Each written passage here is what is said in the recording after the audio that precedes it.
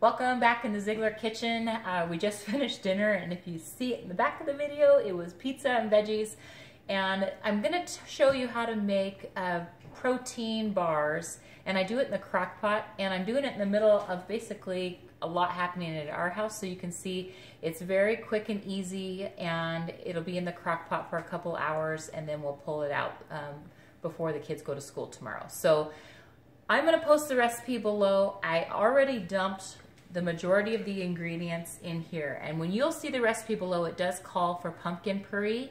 I had extra cooked sweet potatoes, so I actually put the 1.5 cups of sweet potatoes in here instead of pumpkin. It also calls for coconut sugar, so if you're watching the sugars and things that you're putting in these bars for you or your kids, great. I don't have any. So honest mom moment, I use brown sugar, you know, like the for real brown sugar. Another substitution that I needed to make, let's see, what was it? I can't even remember right now, but we're just kind of pulling ingredients in.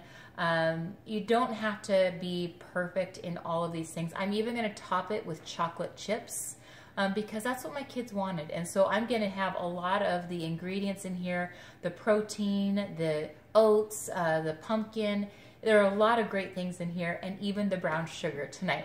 So I'm going to go and I'm going to just show you one of the main ingredients is 2 cups of the Kodiak cake, pancake and waffle batter. We love this stuff, and it turns out really well. So you'll see that as part of the recipe here. So it's just going to go in here, and I'm not going to run the blender with you guys all on the phone. So we're just going to pause it. My handy dandy, handsome, hot cameraman is going to pause, and then we'll be back so you can see the consistency. Okay, so we're back. If you do not have a blender that you like to mix things with, just a hand mixer is good too.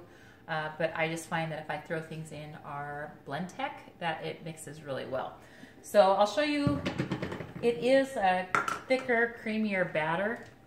So it smells really good too. So that's pretty much how it's gonna look, but I'm gonna show you how I set up my crock pot. I have one of the 9 by 13 crock pots, and I have a silicone non-stick mat that I put in here. If you don't have that, you can either spray your crock pot so that things don't stick, or put parchment paper down. So I just press that right in because I like to be able to later, I'll just pull it right up because I had to learn the hard way that these can really stick to the edges, and I don't like that. So we'll come back. I'm going to finish putting the batter in here, and then we'll come back in a minute to show you the finished product.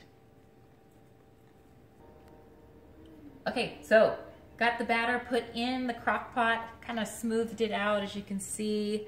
You can choose topping. We've used shredded coconut, we've used walnuts, we've used dried bananas even, that we just put on the top.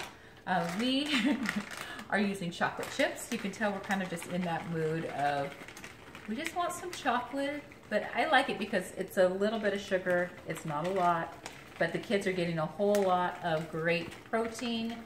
The sweet potatoes in there, the bananas used for sweetener. So it was a 1/2 cup of brown sugar, so not much.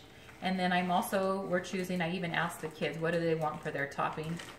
Because they take these to school. I like the way they stick together. So I'm just using a little bit of oatmeal, just the rolled oats. And you don't even have to top it with anything. I just think that it makes it look, if you've watched any of my other videos, we like to make food look good too, because we eat with our eyes first. And so if we can give it a topping, I think that just really makes a difference.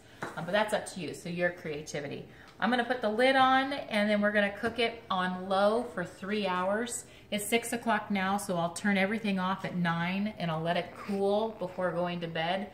And then in the morning before school, we'll just slice them up and put them in baggies and send them in lunches, and keep the extra in the fridge or in the freezer in their own separate baggies ready to go for lunches. That's it, protein bars in the crock pot.